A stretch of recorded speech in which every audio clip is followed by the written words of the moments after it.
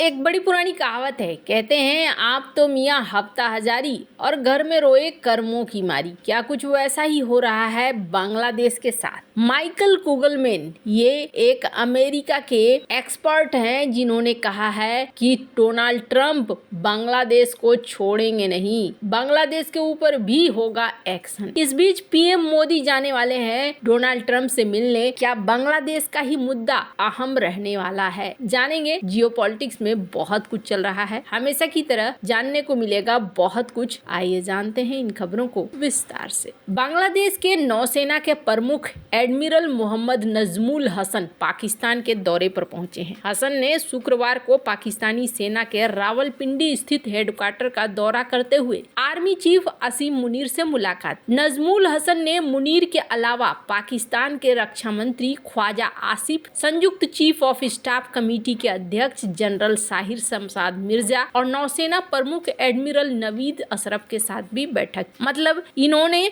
हर किसी से मिलना शुरू कर दिया है। अभी हाल फिलहाल में आपने देखा होगा, सिर्फ नौसेना ही नहीं बल्कि वायुसेना के भी, आर्मी के लोग भी बार बार पाकिस्तान जा रहे हैं और पाकिस्तान के साथ दोस्ती वाली नीति चल रहे हैं। हालांकि दो चीजें कहा जा रहा है। एक तो कहा जा रहा है कि चाइना भी एक बड़ा फैक्टर है जो इन चीजों को कर रहा है। चाइना, पाकिस्तान और बांग्लादेश का एक गठजोड़ बनना चाह रहा है। क्या भारत इस गठजोड़ को तोड़ पाएगा और क्या भारत ने इसके लिए एक्शन दिखलाना भी शुरू कर दिया है? वैसे बात करें बांग्लादेश की तो इस वक्त स्थिति बांग्लादेश की बहुत ही ज्यादा खराब देखी जा रही है। सबसे पहले तो यूएस एड की रोक, ये जो रोक है, इस रोक ने बहुत ही ज्यादा समस्या खड़ी कर दी है पाकिस्तान और बांग्लादेश दोनों के लिए। अमेरिका में दर्जनों वरिष्ठ अधिकारियों को छुट्टी पर भेज दिया गया। हजारों ठेकेदारों को बोल दिया गया भैया घर चलो, काम तुम्हारा हो गया। अन्य देशों को दी जाने वाली मानवीय सहायता भी रोकी गई है। और अब यहाँ पर आपको बता दूं, मानवीय सहायता अच्छा खासा अमेरिका देता है। समझ लीजिए कि हर $10 में से $4 मदद के तौर पर निकलता है। इतना बड़ा रकम तो अमेरिका यूं ही दान नहीं करता है, उसे भी कुछ फायदा चाहिए होता है। 1960 में इन्होंने एक नए लेवल की डिप्लोमेसी की शुरुआत की जिसका नाम इन्होंने यूएस एड दिया। और इसके बाद कहां अफगानिस्तान में, इजराइल में, जॉर्डन में, मिस्र में, यूथोपिया में, इराक में मिलियंस ऑफ डॉलर डाले। लोगों को यहाँ दो चीजें मिली, एक तो मदद भी मिला और दूसरा कई जगहों पर अमेरिका पर आरोप लगता है कि ये पैसे अमेरिका ने अपने पाले में चीजों को करने के लिए भी खर्च किए। अब इसका उदाहरण समझिए, यूएस एड का बजट $40 बिलियन है और जबकि अमेरिका ने साल 2023 में 68 बिलियन खर्च करा। उस धन का अधिकांश हिस्सा कहां चला गया? भारत, पाकिस्तान, बांग्लादेश समेत एशिया, उप सहारा अफ्रीका और युद्धग्रस्त यूक्रेन और यूरोप में खर्च किया गया। पाकिस्तान को $117 मिलियन की मदद मिली, भारत को $150 मिलियन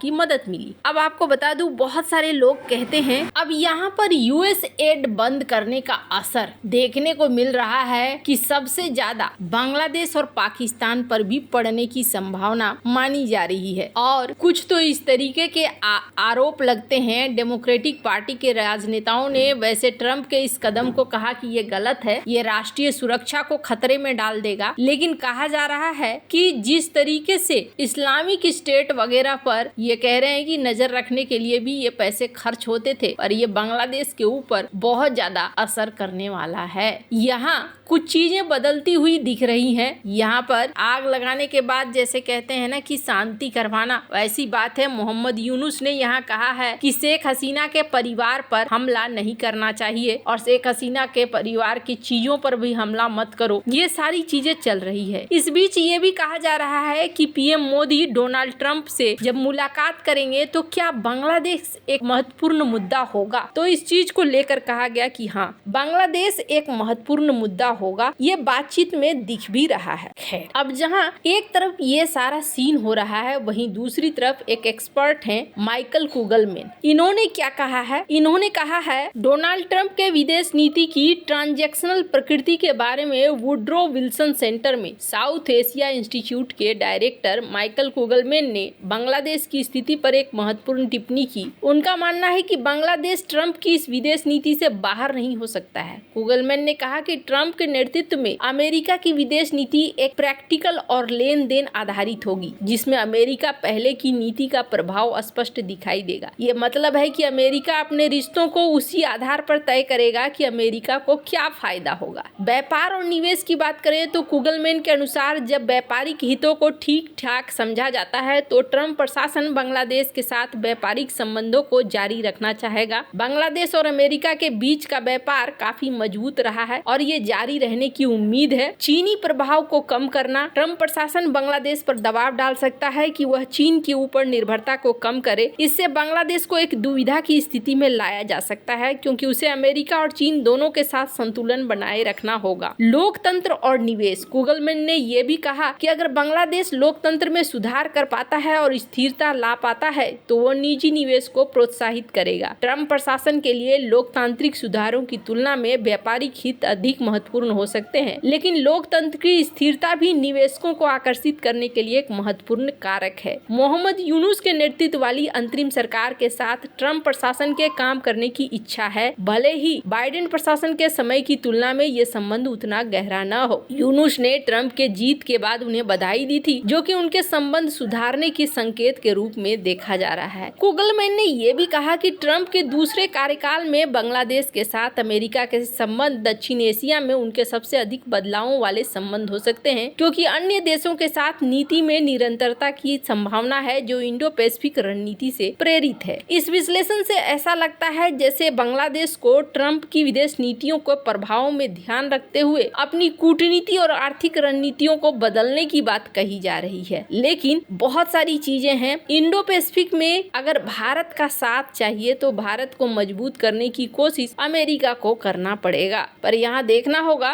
कि क्या चलता है। पर भारत किसी के भरोसे नहीं बैठा है और इसका सबसे बड़ा एग्जाम्पल है कि भारत ने यहाँ युद्धाभ्यास करना शुरू कर दिया है। डेविल स्ट्राइक के बाद भारत ने एक और बड़ा युद्धाभ्यास किया है और ये बांग्लादेश की नीतियों को काउंटर करने के लिए ही किया गया है। देखने को मिला है भारतीय सेना ने सिक्किम और सिलीगुड़ी कॉरिडोर में तैनात अपनी इकाई के लिए एक प्रमुख लाइव फायर अभ्यास किया है, जिसे 33 कोर त्रिशक्तिय कोर ने संचालित किया है। इस अभ्यास का उद्देश्य अपनी युद्ध तत्परता, तीव्र तैनाती और सटीक हमला क्षमताओं को प्रदर्शित करना था। यह अभ्यास चीन के साथ सीमा पर तनाव की पृष्ठभूमि में हुआ है। इस अभ्यास का उद्देश्य अपनी युद्ध तत्परता, तीव्र तैनाती और सटीक हमला क्षमताओं को दिखलाना है। यह अभ्यास चीन के साथ सीमा तनाव की पृष्ठभूमि पर है। यह लाइव फायर अभ्यास उच्च ऊंचाई वाले युद्ध की परिस्थितियों के लिए इकाइयों की अनुकूल क्षमता को प्रदर्शित करता है। इस अभ्यास में स्वदेशी Pinaka multi launch artillery rocket system, मध्यम श्रेणी की सतह से हवा में मार करने वाली मिसाइल प्रणाली शामिल थी। अभ्यास सिक्किम सिलीगुड़ी कॉरिडोर में हुआ है।